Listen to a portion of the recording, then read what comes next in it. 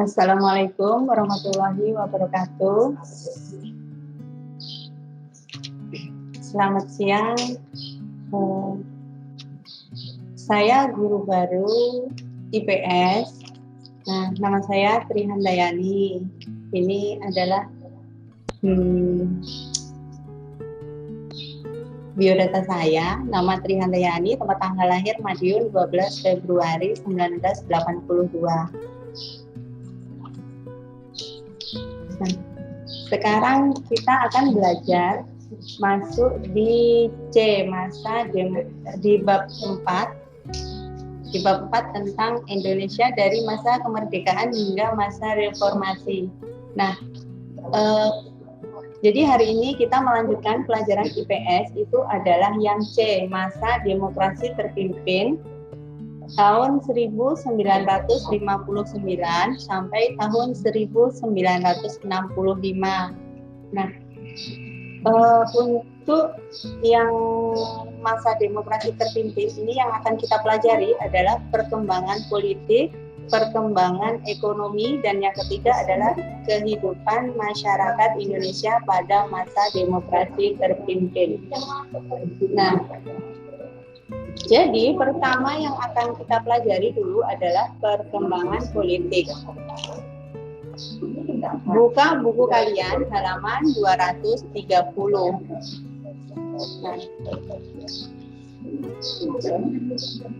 perkembangan politik itu meliputi A. Dekret Presiden 5 Juli 1959. Nah, kehidupan masyarakat Indonesia pada masa demokrasi parlementer belum pernah mencapai kestabilan secara nasional. Jadi, persaingan partai-partai politik yang menyebabkan pergantian kabinet terus terjadi. Selain itu, Dewan Konstituante hasil pemilu tahun 1955 ternyata tidak berhasil melaksanakan tugasnya menyusun Undang-Undang Dasar baru bagi Republik Indonesia. Nah, Dewan Konstituante tidak berhasil melaksanakan tugasnya disebabkan adanya perbedaan pandangan tentang dasar negara. Anggota Dewan Konstituante dari PNI, PKRI, Permai, Perindo, dan partai lain yang sehaluan mengajukan Pancasila sebagai dasar negara. Sedangkan Masyumi, NU, PSSI, dan partai lain yang sehaluan mengajukan dasar negara Islam.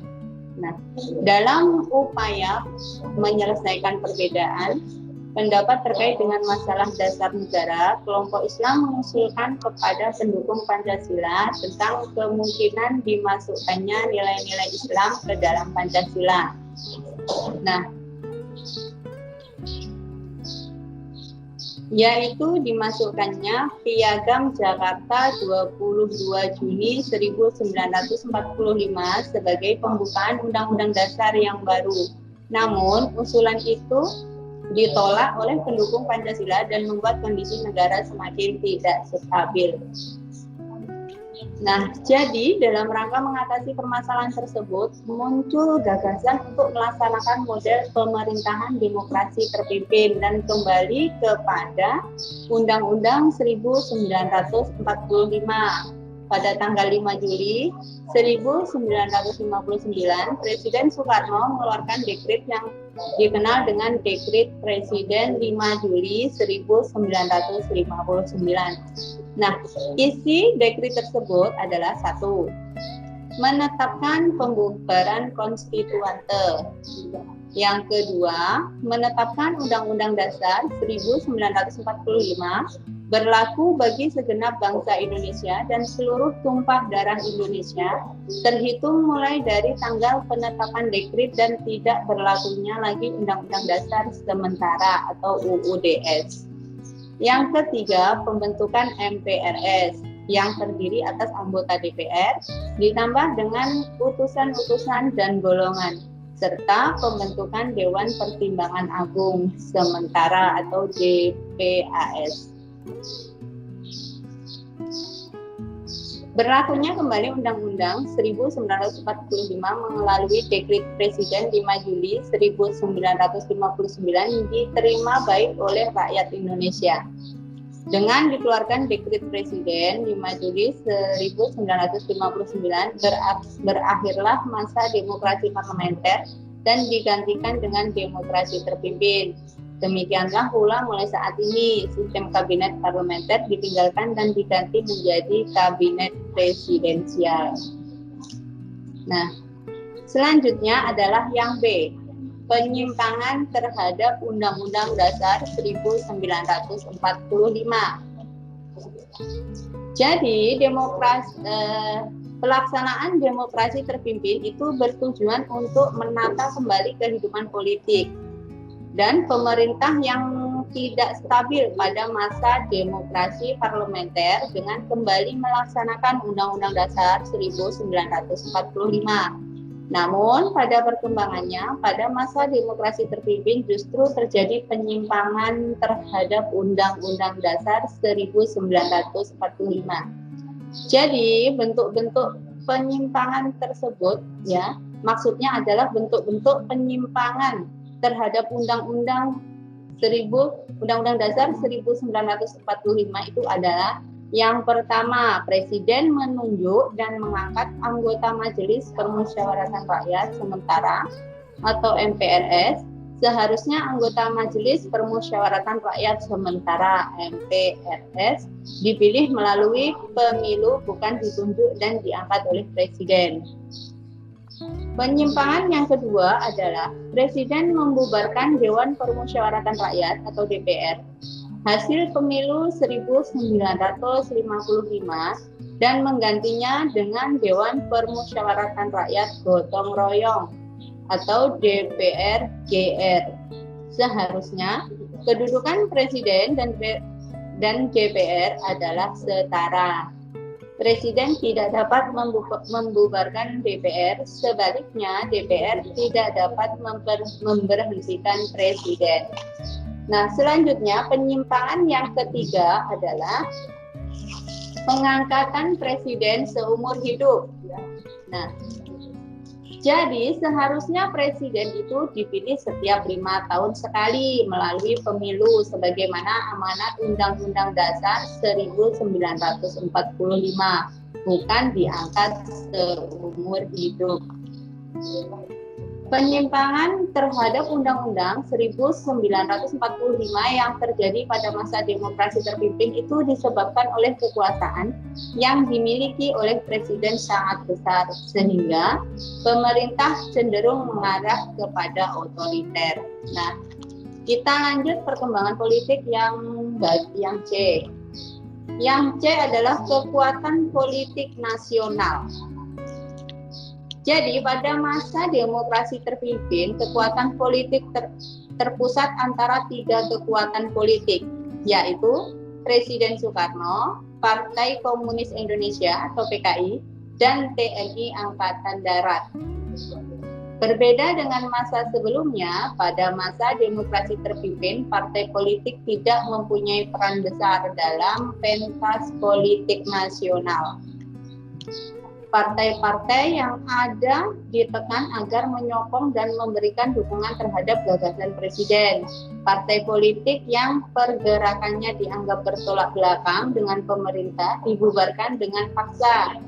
Dengan demikian, partai-partai politik itu tidak dapat lagi menyuarakan gagasan dan keinginan kelompok-kelompok yang diwakilinya. Nah, sampai tahun 1961, hanya ada 10 partai politik yang diakui oleh pemerintah. Nah, 10 partai politik yang diakui oleh pemerintah tersebut adalah PNI, NU, PKI, Partai Katolik, Partai Indonesia, Partai Murba, PSII, IPKI, Partai Kristen Indonesia atau Parkindo, dan Persatuan Tarbiyah Indonesia atau PERTI. Selanjutnya yang D adalah politik luar negeri. Berdasarkan Undang-Undang Dasar 1945, politik luar negeri yang dianut Indonesia adalah politik luar negeri bebas aktif. Nah, bebas artinya tidak memihak kepada salah satu blok yang ada, yaitu blok barat dan blok timur. Namun, pada masa demokrasi terpimpin, politik luar negeri Indonesia condong ke blok timur. Indonesia banyak melakukan kerjasama dengan negara-negara komunis seperti Uni Soviet, Cina, Kamboja, Vietnam, dan Korea Utara.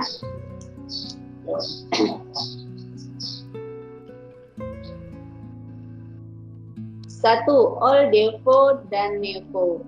OLDEVO, the Old Established Force, adalah sebutan untuk negara barat yang sudah mapan ekonominya, khususnya negara-negara kapitalis. NEVO adalah sebutan untuk negara-negara baru, khususnya negara-negara sosialis. Jadi pada masa demokrasi terpimpin, Indonesia lebih banyak menjalin kerjasama dengan negara-negara NEVO. Hal ini terlihat dengan dibentuknya poros Jakarta Peking, Indonesia dan Cina, dan poros Jakarta POM, Pen, Hanoi, Pyongyang, Indonesia, Kamboja, Vietnam Utara, dan Korea Selatan. Jadi terbentuknya poros ini mengakibatkan ruang gerak diplomasi Indonesia di forum internasional menjadi sempit. Indonesia terkesan memihak pada blok sosial atau komunis. Selanjutnya yang kedua adalah politik Mercosur. Politik Mercosur merupakan politik yang dijalankan oleh Presiden Soekarno dengan anggapan bahwa Indonesia merupakan Mercosur yang menerangi jalan bagi NEVO di seluruh dunia. Nah, untuk mewujudkan maka diselenggarakan proyek-proyek besar dan spektakuler yang diharapkan dapat menempatkan Indonesia pada kedudukan yang terkemuka di kalangan NEVO.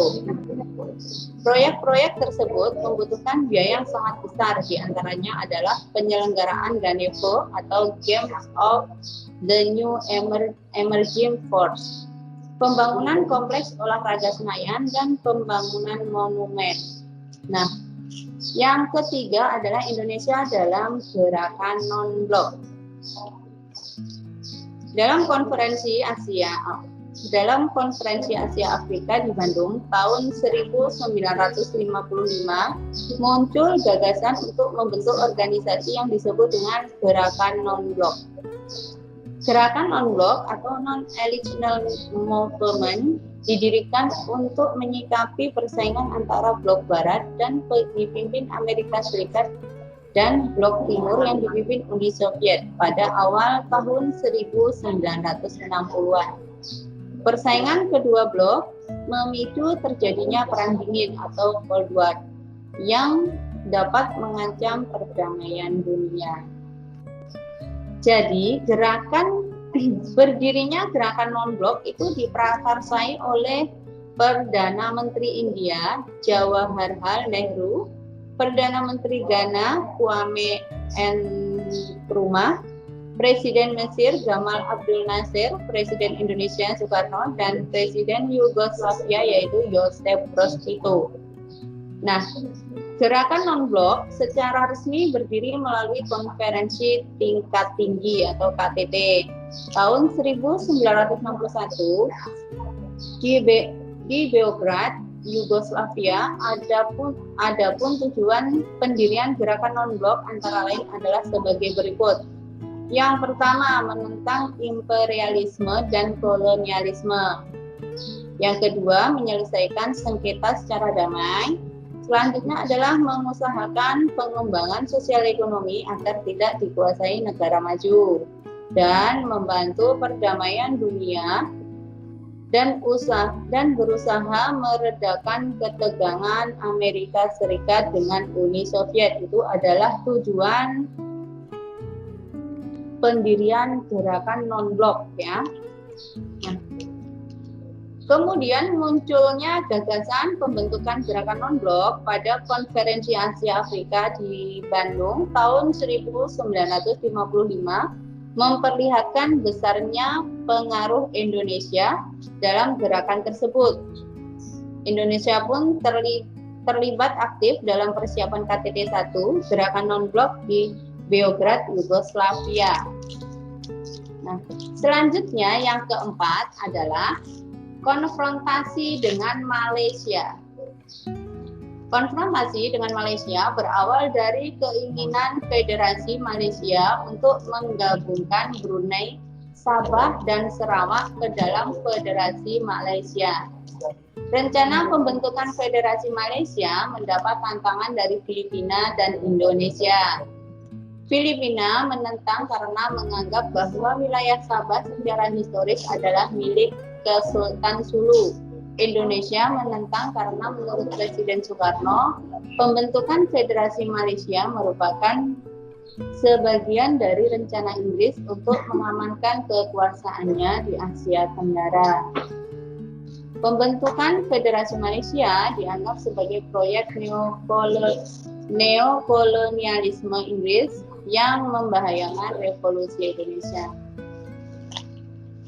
Kemudian pada tanggal 16 September 1963, pendirian Federasi Malaysia diproklamirkan. Menghadapi tindakan ini, Indonesia mengambil kebijakan konfrontasi. Pada tanggal 17 September 1963, hubungan diplomatik antara Indonesia dan Malaysia putus. Selanjutnya pada tanggal 3 Mei tahun 1964, Presiden Soekarno mengeluarkan Dwi Komando Rakyat atau Dwi Kora. Nah, isi Dwi Kora sebagai berikut. A. Perhebat ketahanan revolusi. B. Bantu perjuangan revolusioner rakyat Malaya, Singapura, Sarawak, Sabah, dan Brunei untuk memerdekakan diri dan menggagalkan negara boneka Malaysia.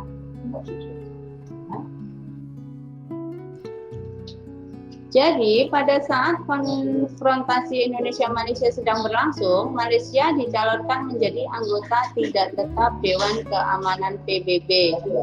Nah, pencalonan ini dapat reaksi keras dari Presiden Soekarno pada tanggal 7 Januari 1965. Malaysia dinyatakan diterima sebagai anggota tidak tetap Dewan Keamanan PBB. Dengan spontan, Presiden Soekarno menyatakan Indonesia keluar dari PBB. Selanjutnya yang kelima adalah pembebasan Irian Barat. Jadi sesuai isi KMB itu adalah Konferensi Meja Bundar, Irian Barat akan diserahkan oleh Belanda 1 tahun setelah pengakuan kedaulatan RIS.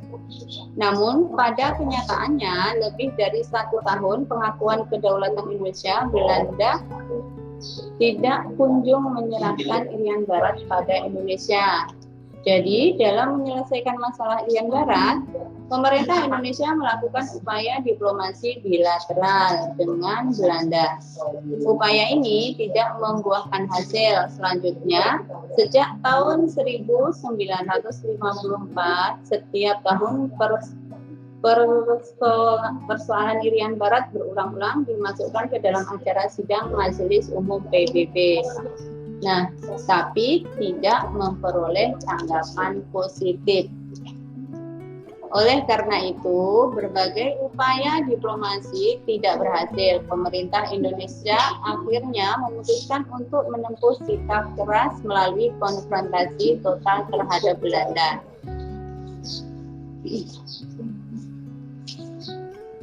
Jadi sikap konfrontasi total terhadap Belanda tersebut antara lain pada tahun 1956, Indonesia secara sepihak membatalkan hasil KMB dan secara otomatis membubarkan Uni Indonesia Belanda melalui Undang-Undang Nomor 13 Tahun 1956.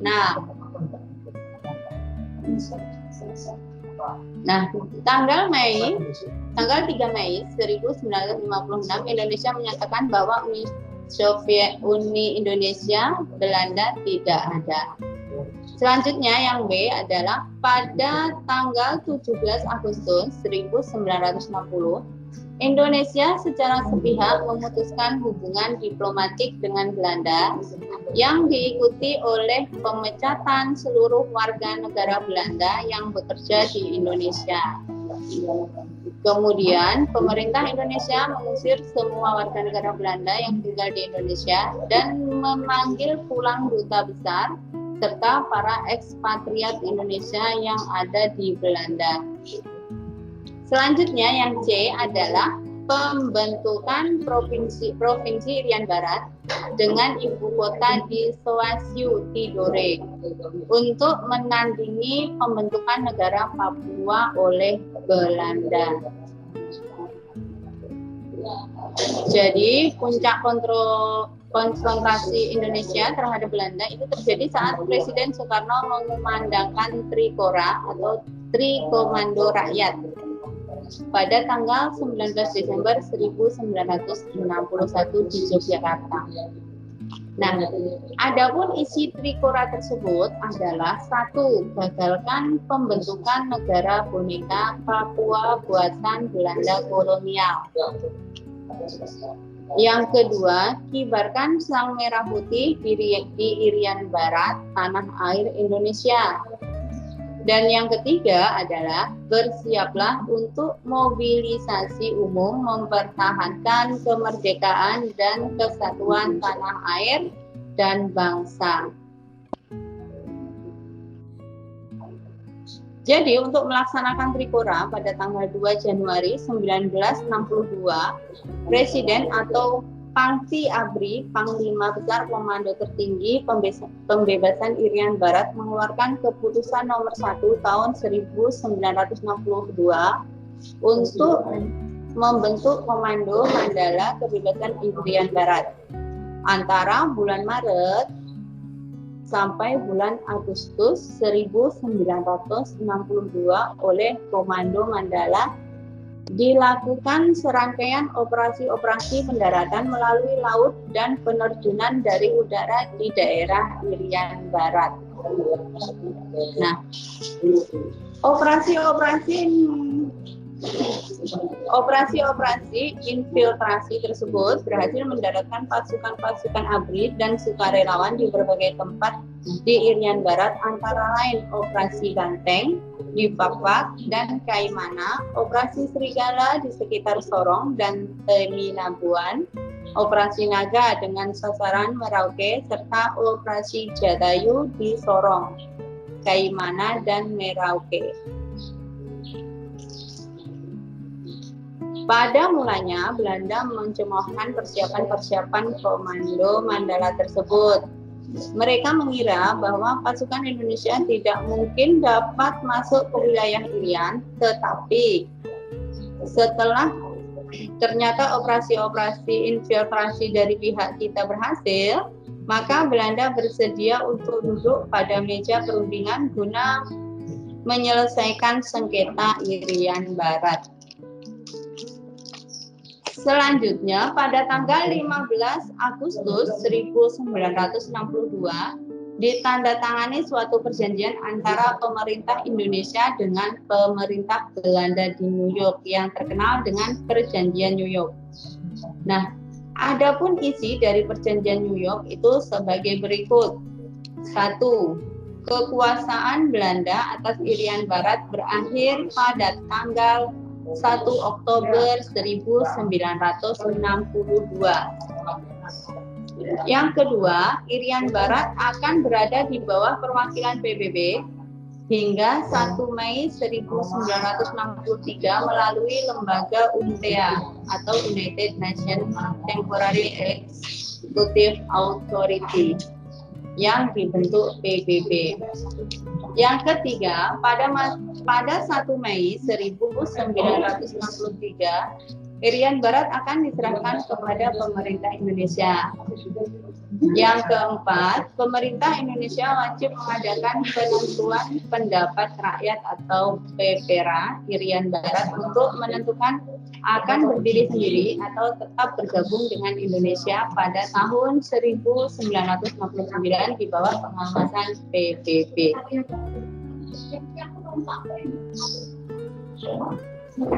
Jadi berdasarkan hasil Perpera tahun 1969, Dewan Musyawarah Perpera secara aklamasi memutuskan bahwa Irian Barat tetap ingin bergabung dengan Indonesia. Hasil musyawarah Perpera tersebut dilaporkan dalam sidang Majelis Umum PBB ke-24 oleh diplomat PBB of Peace yang bertugas di Irian Barat. Nah, selanjutnya yang E adalah peristiwa G30S PKI 1965.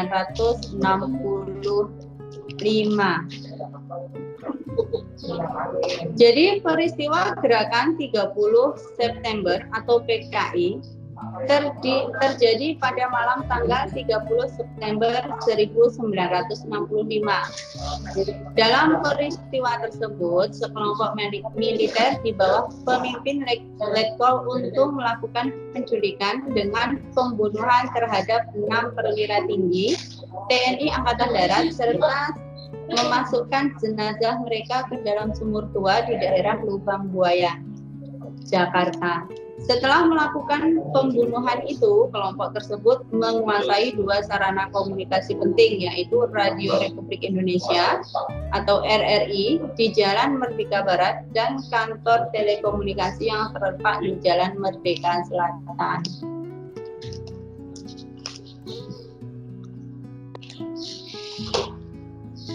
Jadi itu adalah gambar-gambar para pahlawan yang gugur dalam peristiwa G30 SPKI ya. Nah, dari kiri ke kanan itu Letjen Ahmad Yani. Ini adalah nama-nama pahlawan yang gugur dalam peristiwa G30 SPKI. Yang pertama adalah Letnan Ahmad Yani, Maijen Suprapto, Maijen MT Haryono, Maijen S. Parman, Brigjen Sutoyo Siswami Harjo, Brigjen DI Panjaitan, Letu Pierre Tendean, Brigadir Polisi Karel Satwitubun, Kolonel Katangso, dan Letkol Sugiono. Jadi pada tanggal 1 Oktober 1965, pemimpin gerakan 30 September, Letnan Kolonel Untung mengumumkan melalui RRI Jakarta tentang gerakan telah dilakukannya. Yaitu tentang gerakan yang telah dilakukannya. Dalam pengumuman tersebut disebutkan bahwa gerakan 30 September merupakan gerakan internal Angkatan Darat untuk menertibkan anggota Dewan Jenderal yang akan melakukan kudeta terhadap pemerintah Presiden Soekarno.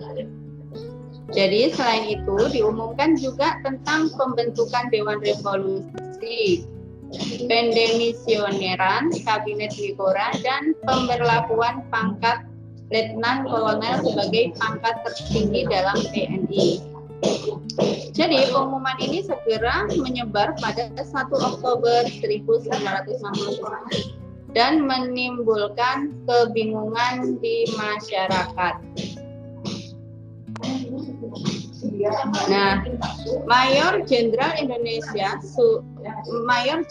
Soeharto yang saat itu menjabat sebagai Panglima Komando Strategis Angkatan Darat atau Pangkostrat memutuskan segera mengambil alih pimpinan TNI Angkatan Darat karena Jenderal Ahmad Yani selaku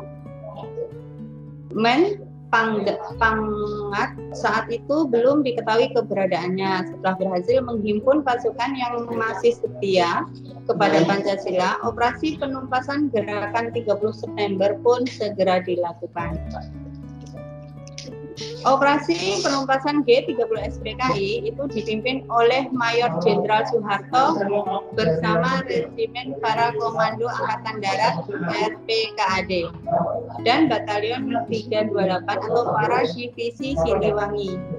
Pada malam hari tahun pada malam hari tanggal 1 Oktober 1965, RPKAD yang dipimpin oleh Kolonel Sarwo Edi Wibowo berhasil menguasai kembali RRI Jakarta dan kantor telekomunikasi.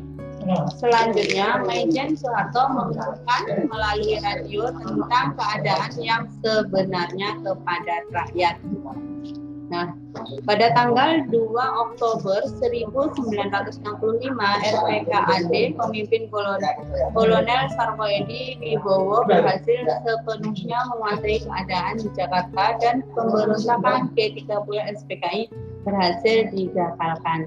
Nah, itu adalah perkembangan politik yang ada di Indonesia. Sekarang kita lanjutkan, yang kedua adalah perkembangan ekonomi. Nah, pada masa demokrasi terpimpin, pemerintah berupaya mengatasi permasalahan ekonomi yang terjadi sejak masa demokrasi parlementer. Presiden Soekarno mempraktikkan sistem ekonomi terpimpin dengan terjun langsung mengatur perekonomian. Langkah-langkah yang diambil pemerintah untuk memperbaiki kondisi ekonomi itu antara lain sebagai berikut. Yang pertama adalah pembentukan Dewan Perancang Nasional.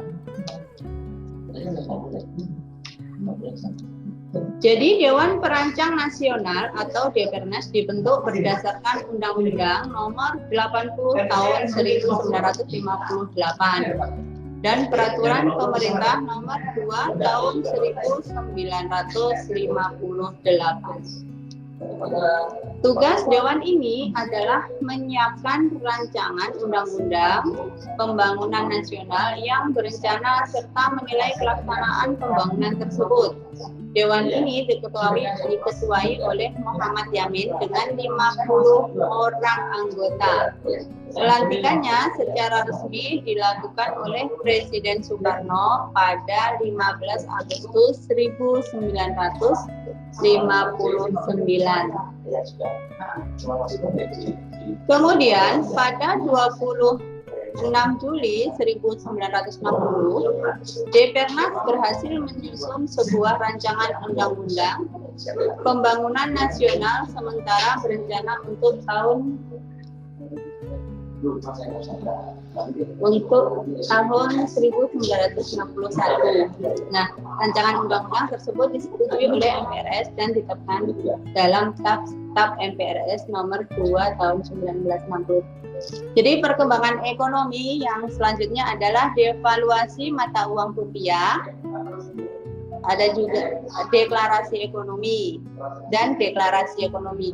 Kemudian selanjutnya yang ketiga adalah kehidupan masyarakat Indonesia pada masa demokrasi terpimpin.